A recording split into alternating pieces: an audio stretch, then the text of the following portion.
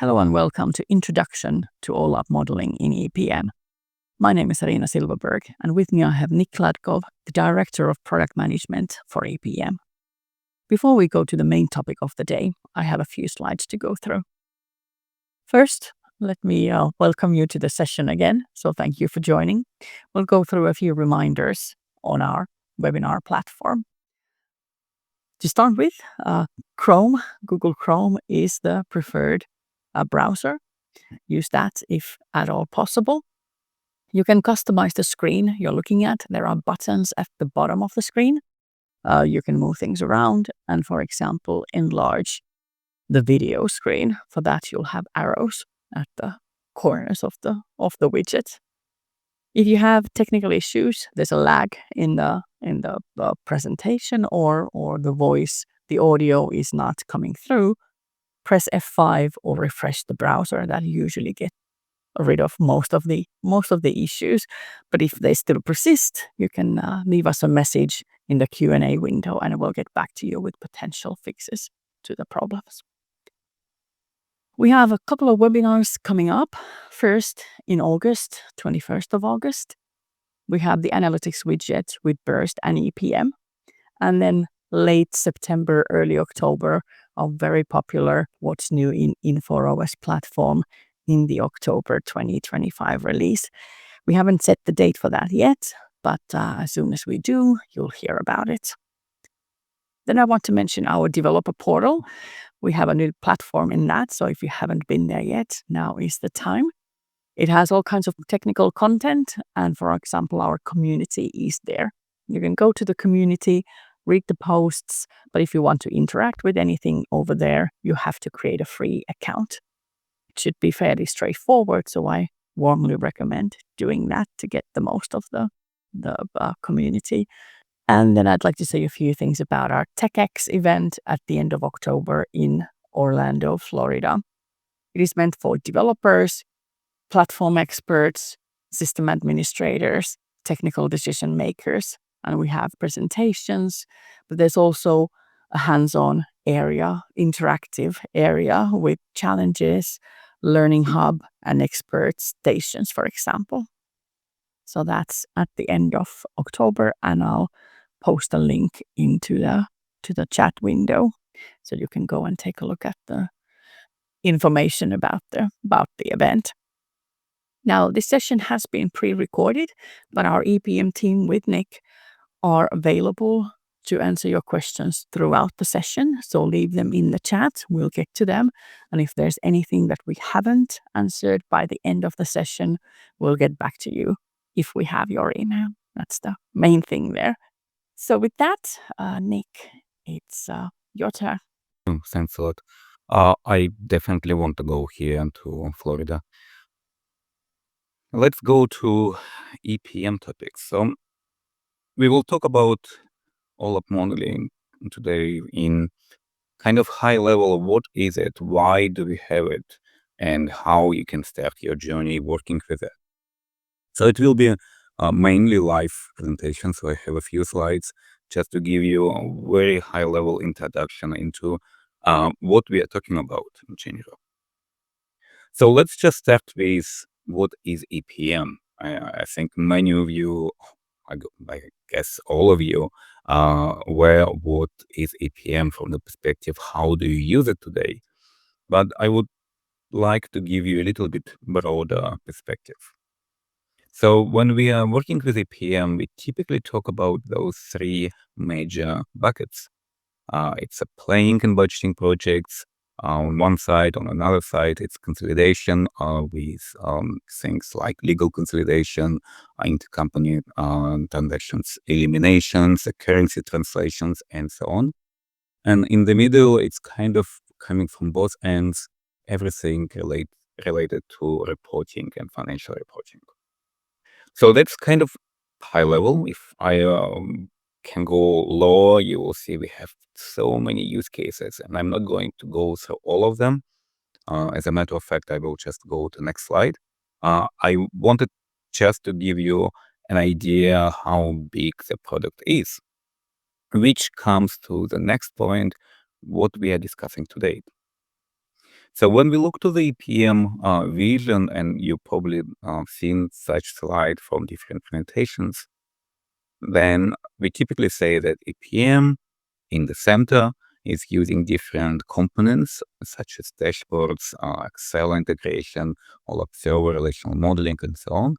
Then we rely on the OS platform capabilities for things like integration APIs or the cool things like AI and Gen AI recently. But what is important here, if you look to that piece over here, and sorry for the late 90s style over here, but it's all about the cube technology. The OLAP server, it's the heart of our system. And that's what we will talk about today.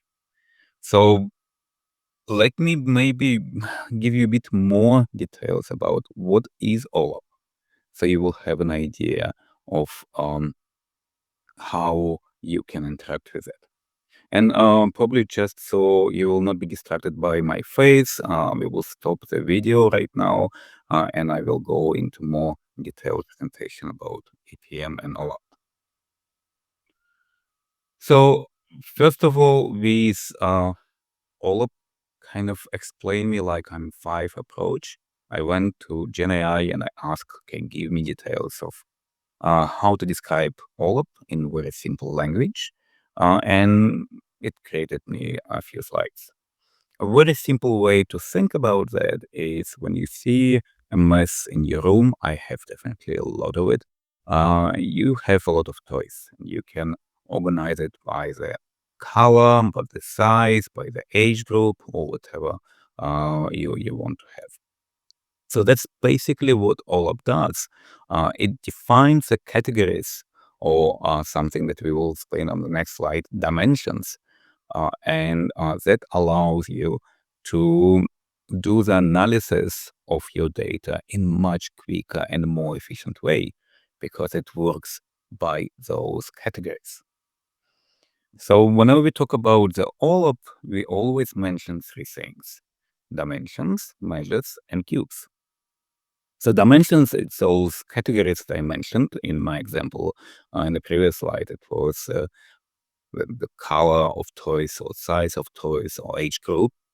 The measures, it's anything that will give the meaning behind my values. So it can be a size of my toy or the price of my toy or anything else. So in your example, typically it's things like your costs, your revenue accounts, or whatever else you're using. Or just a value or string measure is another example. And finally, cubes. And the cubes is a key piece of our discussion today. It's just a place where you store the data. And if we just show that cube from easier perspective, then you will see it's not that difficult, to be honest. It's just collection of tables. So here on that screen, I have a three-dimensional cube, just because we can imagine it quite easily. But as a matter of fact, it's just combination of, in this example, three two-dimensional tables, where each of the X or each of the table represents different slice of the cube. And in the middle, if I just have a particular point in that cube, it's a value. And if I want to make it even more clear, then I took a simple sentence, which gives me an idea of what NVIDIA was doing last quarter. So again, GenAI helped me to bring the actual numbers. So NVIDIA reported Q1 this year revenue of $44 billion, up 69% year over year, compared and all of that. So if you take that sentence alone and try to translate it into the cube language, then we will first of all try to find all the dimensions. First dimension, company.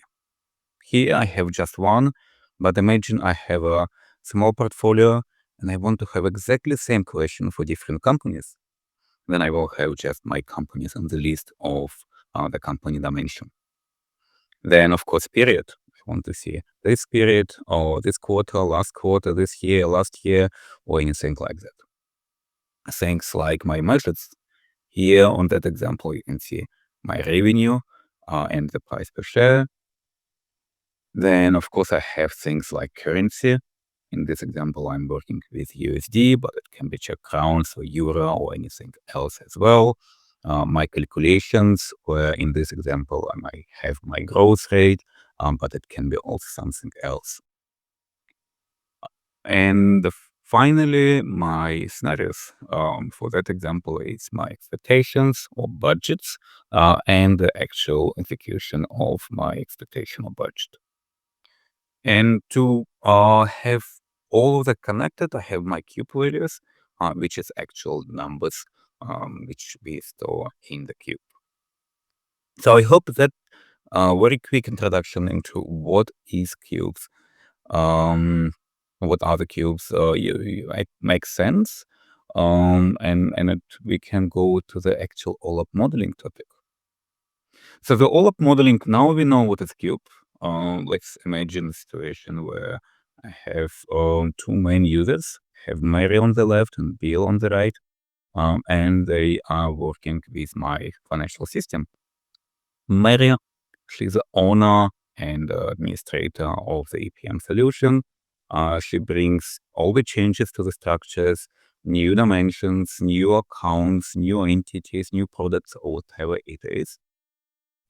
She also changes the logic. So maybe a new product requires a new calculation logic, where she brings those changes, and they might be small, just a few seconds, or might be longer, like 5, 10, half an hour, or an hour long changes. And of course, she is also responsible for integration piece, connecting EPM to other systems. On the other side, we have Bill. He is data analyst. He is working with creating of reporting, analytical packages. He expects always a consistent and up-to-date data. And we all know how tricky it is sometimes, but that's kind of the expectation. He can modify data and he can ask Mary to bring some changes to the system if she wants. But the problem is he works in different office and even different time zone. So he cannot really call Mary every time he opens the system and ask, hey, can I work with that? Is it okay? So as I said, the expectation, it's always there, right? So now let's imagine a scenario where Mary gets a request of quite significant changes. Let's say it will take about half an hour, and maybe she will take a coffee or tea in the middle. In this middle, she brought some of the changes into the system. Let's say she added all the products, but she worked with the logic only with half of them, and then went for a coffee. At this time, Bill wakes up, opens the system, and starts working with his reporting packages. He creates a package and send it to his manager or to the CFO or to anyone else. What just happened? We created inconsistent data package or reporting package, and Bill, neither his manager, has no idea about that.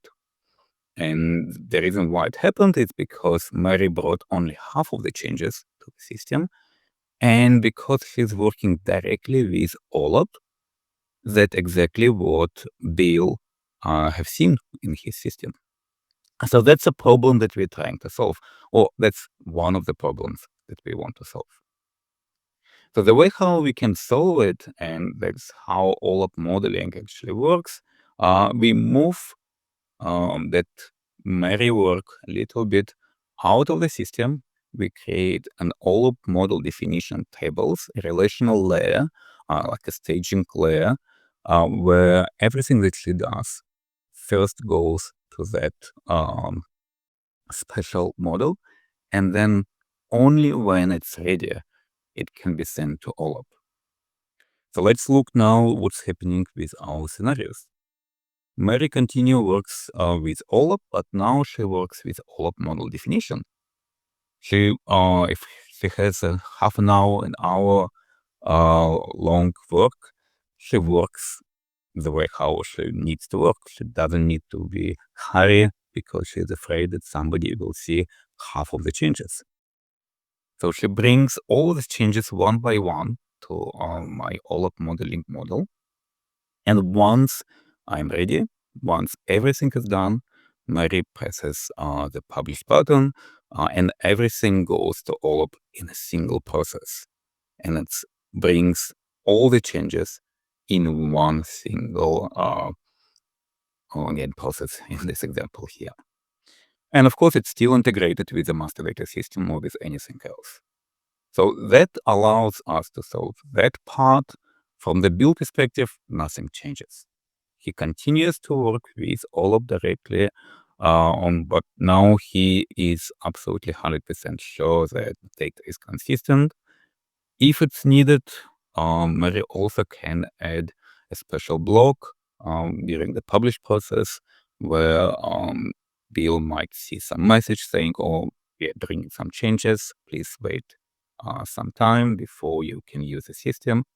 And he continue asking Mary to bring changes into the model if it's needed. But just Mary will bring it to the OLAP model first before bringing it to actual cubes and dimensions. So that's what OLAP modeling is. Again, the concept is quite simple. We're just creating the staging layer, which helps to solve a few things. What I mentioned, one with scenarios. By creating this OLAP model definition, you're also creating a very clear, transparent description of your OLAP model. Anyone can understand what type of dimensions you have. If you need to bring elements, you can bring it much easier and faster. The integration tasks also work typically much more performant. The security again works in a better way, and so on and so on. So in many ways, the OLAP modeling is recommended way to go to manage your OLAP database. So that's kind of it for the slides. Let's go to the live demo. For that example here, I'm here sitting in Czech Republic, and the Czech Republic is known for the Czech beer. That's why naturally I created a small company. It's a Czech brewery, which produce different drinks like beers, ciders, and lemonades, and with some funny Czech names. So you can read them in a second and learn language. So the company name is Pivo Lab because pivo in Czech means beer, and OLAP it's what we are talking about. So this brewery has different pubs, restaurants, or hospodas in Czech language, but it also works with major retailers such as Tesco or Lidl or others. So that's company, and when we look into how can we work with this company, the first thing that we need to do is we need to understand dimensions. Again, to build the OLAP model, we need to bring it into those categories. So what we will be working with, very simple model. We'll have scenario, our budget or actual.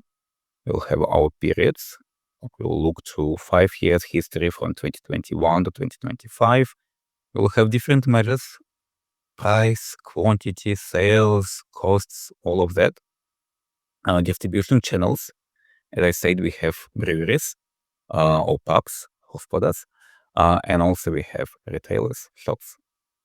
And finally, our products, in our beers, ciders, and lemonades that we are producing in Pivolab.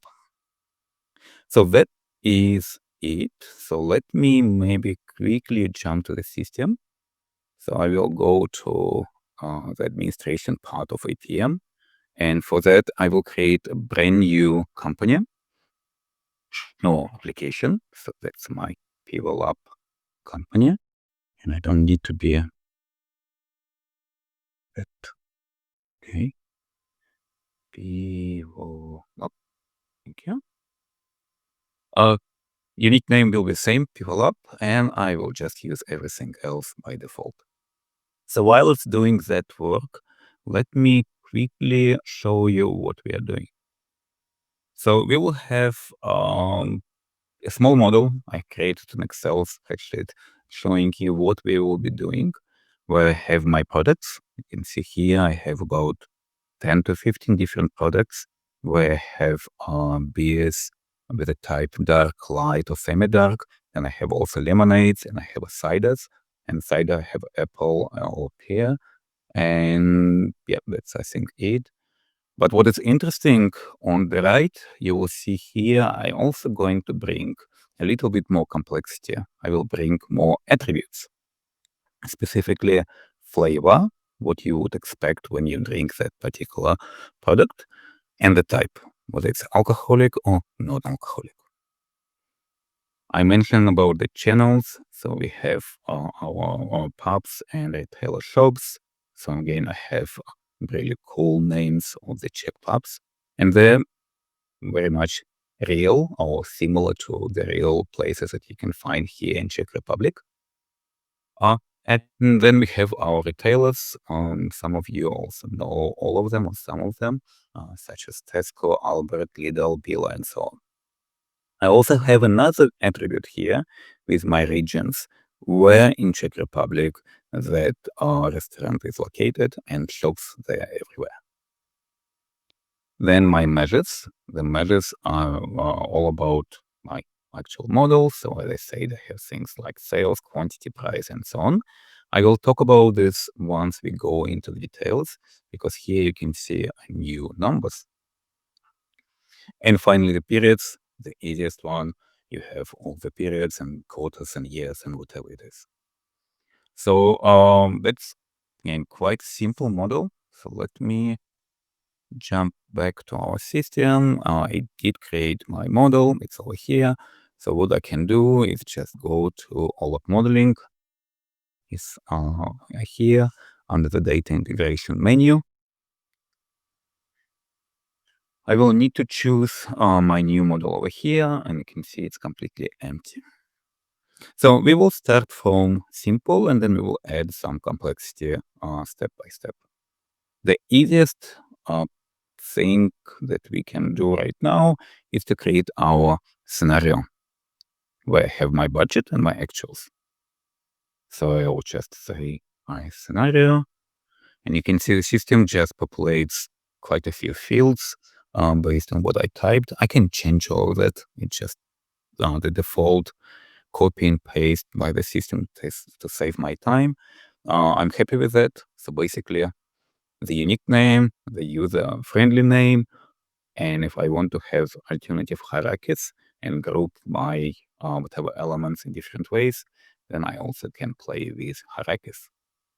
Then now it will go into our question, okay, where do you want to store that physically? As you remember, we create this all of definition tables where I will keep my elements. So it will ask, do you already have a table where you want to store that, or you want system to create it for you? Again, right now we had nothing. It creates some name for me. I'm fine with that. And the last question is, do you want to have different translations? So for instance, do you want to keep your elements in Czech, English, German, and whatever other languages? Or you just want to have one single caption of the element? And the second question on that last screen is about security. We will talk about security, maybe not touch it today, but I will mention this a bit later. Again, as a matter of simplicity, we will just go with very simple scenario where we create it like that. And now we can go into the elements. By default, it's completely empty. What you can do, you can start saying that I will have my actual and my budget. So that's as simple as that. So now what else do you see on the screen? So you see you can see some colors. The status star means it's not saved yet. You can discard it, as you can see over here or over there. You can save it. So let's just save it. By saving it, we now put it into the actual table. So now it's not in OLAP yet, but now I'm starting to collect the changes. So again, I have now created my first dimension. It's quite simple, where I have two elements. I have some types. As you probably know, I have either numeric or string. This dimension is very simple. I have no parents, just a flat list of elements. So that's why it's quite simple. Let's go to the next one and make it a little bit more complex. And then next one will be again something like could move to measures. I think it's measure. Oh, don't remember how I keep it in other systems, but let's see. Let's keep it like that for now. Same as before, I will just put it like that. And let me actually quickly check. It's actually measures because I have a pre-delivered data. I want to make sure that we use the same names that we used before. Here I'm not going to change anything. Same as we did before. We can open the dimension and start working with elements. So you saw that I have some price, I have some quantity, I have sales, but I had about 10 or 20 elements, so I'm quite lazy to type all of that. So instead, I will use, as I mentioned, some assets that I created for that webinar, and I will just load the data from the Excel spreadsheet, the model that I was just showing you a second ago. So for that, I will go to the actual model, the actual tables that were created for that Pivotal company. So I can search for my tables, and you can see, okay, I have the tables for measures, and I have a table for scenarios. I can go to the measures, and you can see the two elements I just typed, they are over here. I will just delete them and import the file that I prepared before. In here, I have my data sets with elements, with data, with everything else. So I just need to choose my measures. I know that I'm using comma as a delimiter, and I will just import it, and you will see it immediately over here. So now I mentioned that there are a bit more things happening here. I have parents, I have weights, and a few other things. What all of that means. So let's probably make it a bit more user-friendly. We will quickly jump back to my OLAP modeling, and we'll go to the elements of measures. And you will see now I have structure. I have my net profit. And if you remember, net profit formula is sales minus costs. Rather than creating this formula and writing it sales minus costs, I did it a different way. I created a structure, an aggregation of OLAP dimension, where I say that take the net sales values always with just as it is, and add the total costs multiplied by -1. And that's where the weight is coming into play. And by doing that, I basically just ask OLAP to do the calculation for me, and I don't need to think about this anymore. It works incredibly fast, and again, it's much easier to work with it. You also can do the weight 0. In that example here, I don't want to have my quantity and price to be aggregated to the sales. It just doesn't make sense. The net sales are equal to sales minus discounts. All of this should be just ignored. So what will happen? Sales multiplied by 1, quantity multiplied by 0, price multiplied by 0, and discounts multiplied by -1. And the result will be exactly what I want. And finally, the order is what the order of elements users should see in the actual OLAP dimension. quite simple, but still powerful. That's why I wanted to show you that. And if I want to change the structure, I also can do that here. If I want to move net sales to another parent, I can just click over here and change it to another parent if I want. So all of that can be done in the OLAP modeling. As you can see, by bringing it into the table, I don't need to save anything. It's already there. And now I can just see it and validate if it's good or not good. Let's continue. Next step would be my dimension period, where this time I will think even more about, okay, the period, it's something generic. I probably use it for every model or for pretty much all the models, maybe just one or two which don't have it. So rather than creating a new table and load data into that or typing it, I can reuse it again and again and again. That's exactly what I'm doing here. I'm just saying that, oh, I already have a generic period dimension. In this example here, it's period with years, quarters, and months. So that's why YQM. I want to use it. Fine. And I can go next. And I can go next again. I don't want to change anything else. If I can check how it looks like, you can see I have my years, I might have my quarters, my months already here in the system. Again, super quick, efficient, and I can reuse it again for the next model if I want to. The last two dimensions were product and channel. So let's just do that quickly. I will create my product.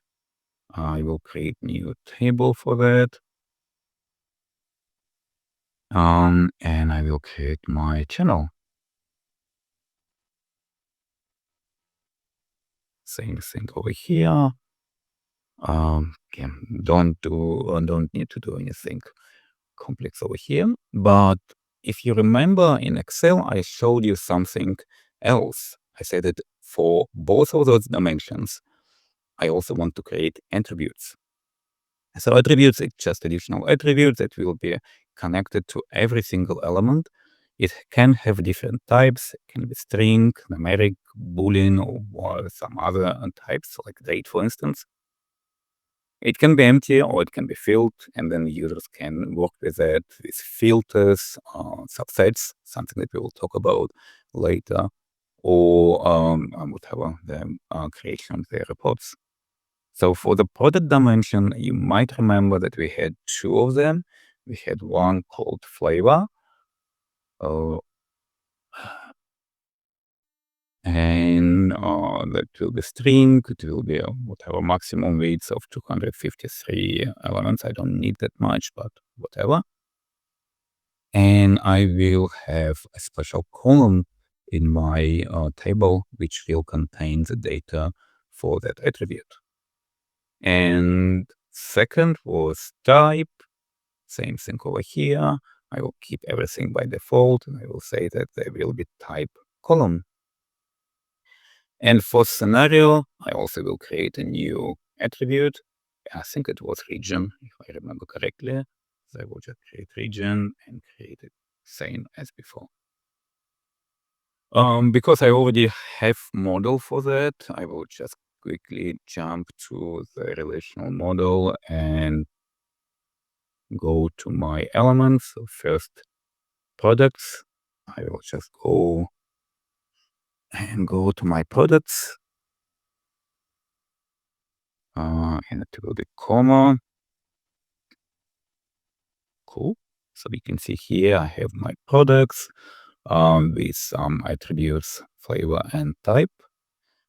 And same thing over here. If I go to the second one with channel, I will go to channel and same thing, comma.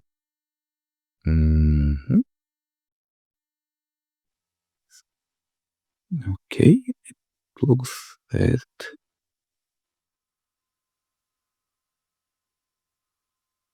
Oh, it looks like I didn't save my region. So let me check once again. I will need to go to my channel attributes. Yeah, indeed. I probably didn't press save.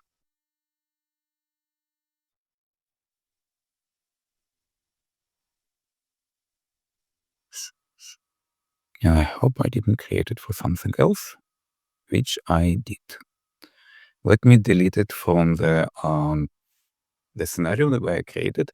And you can see here, it's all dynamic. So if I did something wrong, and I can validate why something's wrong and make the changes the way how I want to do that. If I check my scenarios, you can see here, I still have my elements, so I didn't lose anything, which I did before. So let me quickly go to the relational modeling once again, and I go to my channel table and validate it. I do have region over here. It looks good, as always, comma, and now I have it over here. So that's basically it for my model. Let me just check that my products and channels indeed created the way how I wanted it to be. You can see here I have a nice structure where I have my pubs grouped together, my retails grouped together. So it means I have 3 levels in my dimension where I have all my restaurants or the retailers, the type where I can see the data aggregated for that. And then I have individual elements for the pubs or the retailers. Same thing with my products. If I go here and go onto that level here, and you will notice something different. Now, though that dimension it's not balanced. What it means is that the lemonades have only one level, just goes directly into the specific lemonades, while the beer they go to the type of beers first and then to individual beers that I have for each category. I also can see my attribute just over here, saying that, okay, I want to see my flavor and the type, and whatever else. And I also can hide elements that I don't want to show in that particular view because I don't really interested in those technical names. Whatever. So that part is done. Let me just very quickly finish my model by creating cube. That's my storage where all the values will go.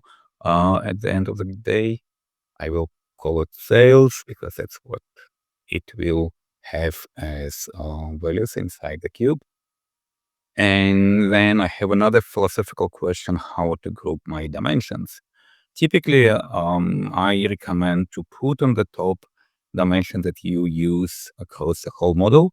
So things like my scenarios and my periods.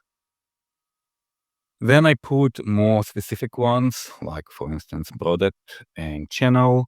And lastly, I will need to put the dimension where I do expect special values, like strings. And while I do not have strings in the major dimension today, it might be there. So that's why I put it last, just to make sure it's there. That's okay. I put the merge dimension that it will be over here, and the format where I will see the type of format, like it's number, percentage, or whatever, will also mention in the merge dimension if I want to do that. Again, it's optional, but it's quite cool feature for the future. That's done. I did everything, and now I can click the last button, publish. I can press this button, and it's done. Your model has been published. So in my example, Bill now can open the system, and he will see all my dimensions and the cube. Let's check that it's indeed over there. So if I go to the actual OLAP databases, I have all my databases that I have here. I can go to my OLAP model. Yes, I can see all the dimensions. I have 18 elements here, 10 elements there, 86 elements over there, whatever else. And I have my cubes. In the cubes, I have my 5 dimensions that I put in the cube, and I have 0 values. So it's empty because I just created it a second ago. So what I will do as a next step, just before we finish today, I will load the data. I will show you that data in some nice view on the self-service to show you the complete story from nothing to the actual work with the system. To load the data, you can have different ways. You can use tools, you can use whatever application engine, data fabric, or just load the data. I will use something quite cool called mappings, where I can map my data to different source. I can say what columns means what and where it should go to the cube, just to show you kind of that feature as well. So for that, I will create a new mapping. I will just call it sales. I will go to my OLAP data table. That's the data that I created before the webinar. And let me show you how it looks like. So it's just a lot of values over here where I have my product name, channel name, the period, the version, and then the numbers. What is interesting, you will see that one row is actually many values. I don't know how many values we see here, but it's more than just one value for one row. So for loading that, it means that I will need to somehow map what measure will go to what column. So let's just try to do this here. I go to the column mapping. I can define some parameters. I don't know, I can say load only the current months, and I can define what is current month every other month. But for the simplicity, I will just say that no, I don't have any parameters. Here, how do I want to load it? Do I have one column with values, or I have many columns with values? As I just said, we have many. And it's all driven by measures. So then I can add few columns, and I will say that the COGS, the discounts, what else? Distribution costs, marketing costs, the price, quantity, and sales. I think that will be my values with from the file that I want to load. So it's about 7 values. I think that's correct. So then I need to map it where it should go into the mesh dimension to actual element where it should go. And I already validated that we have an enhancement request to be able to just copy the name from left to right, so I don't need to type it. But right now I will need to type it, which is not a big deal, but just something that we can improve for sure in the future. And lastly, for each dimension that I have in the cube, I need to say for which column it should look the values. So the channel dimension will go to the file, Excel file, and look to the table, and look to the channel column. The period will go to the period column. The product will go to the product column, and finally scenario will go to scenario. That is it. I have a couple of more settings. Do I want to clear the values before the loading? Do I want to add values, or do I want to override? I think I will just do override because, again, I have a single value for each combination. That's kind of it. I can now save it and I can execute it. So let me just go to all my mappings. I have just one. I can start it, can wait it, and let's say it finished. So it took me whatever half a second. Let's check that I did indeed load the data. So yeah, you can see that number of values now about 140,000 values.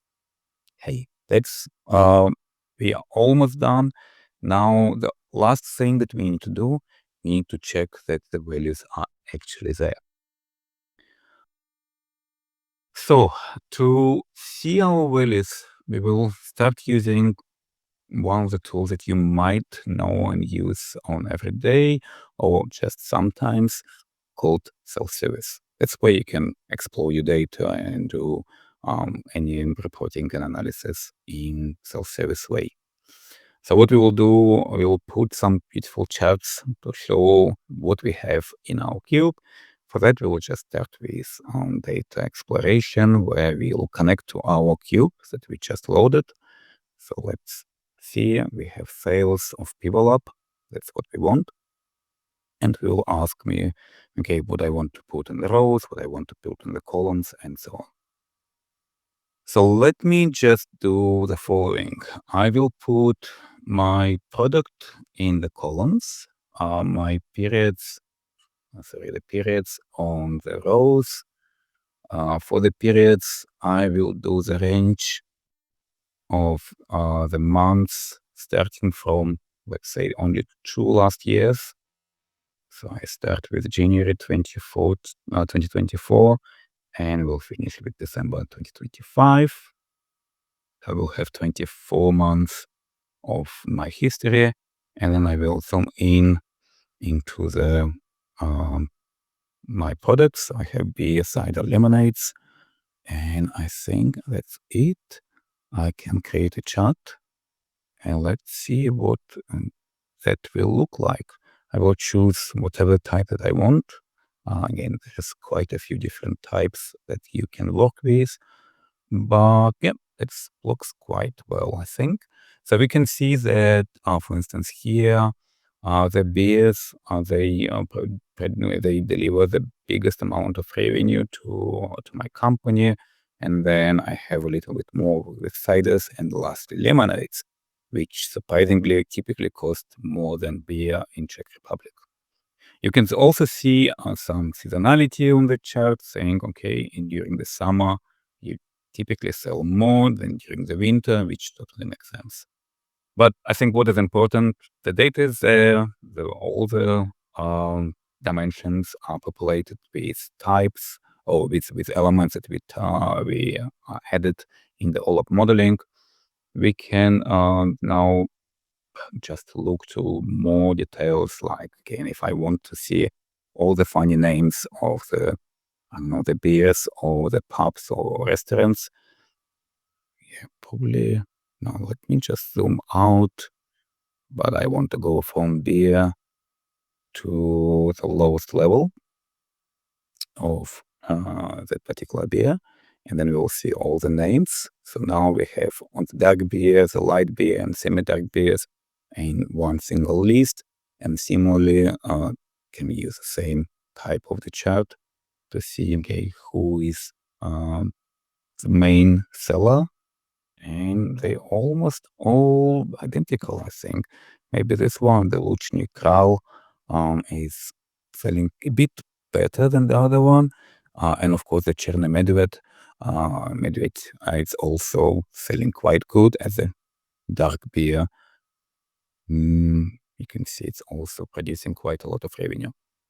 Anyways, so that's what I wanted to show you today. I think we are done, and we are close to the time limit that we have.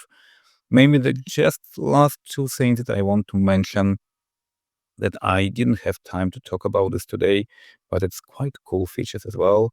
Whenever you work with security, you now can also define security for your dimensions. You can enable dimension control, and you can create new tables and start working with securing your products or channels. Let's say you have your channel managers, and the manager for Albert should not see the values for Lidl or something like that. Then you can start working with security. You also can work with subsets, like when we are looking to products, we have our types, where we have alcoholic and non-alcoholic. So maybe you want to have two independent lists of the actual products. One list will have only alcoholic products, and another one will have only non-alcoholic products. You can create subsets over here, where it's a query-based or just static selection, whatever it is. If it's query-based, it means that if I'm later on adding another non-alcoholic drink, it will be automatically added into the subset. And if it's just selection, it means that if I have a new product later, I will need to add it manually to that subset. But the subset feature is quite cool because then later on you can use it for different things like your rules, where, I don't know, you want to create tax calculation and the tax will be calculated differently depending on the type of the product or other things. We didn't touch the rules.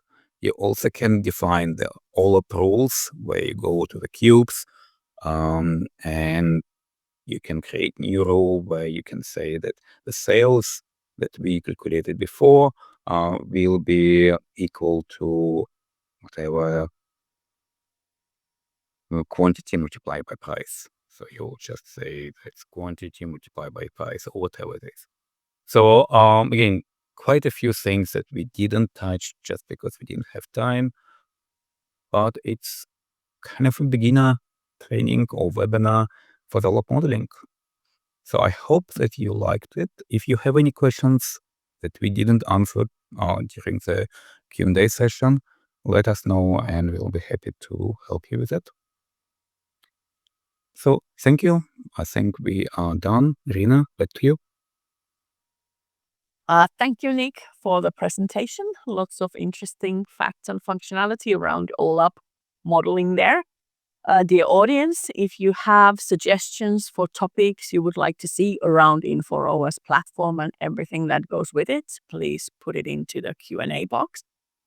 It is pre-recorded and you will be able to access the recording through the registration link or through our YouTube channel. There will be a link in the Q&A chat for that too. We will continue to answer the questions that are unanswered at the moment because we have still a few minutes left of the session.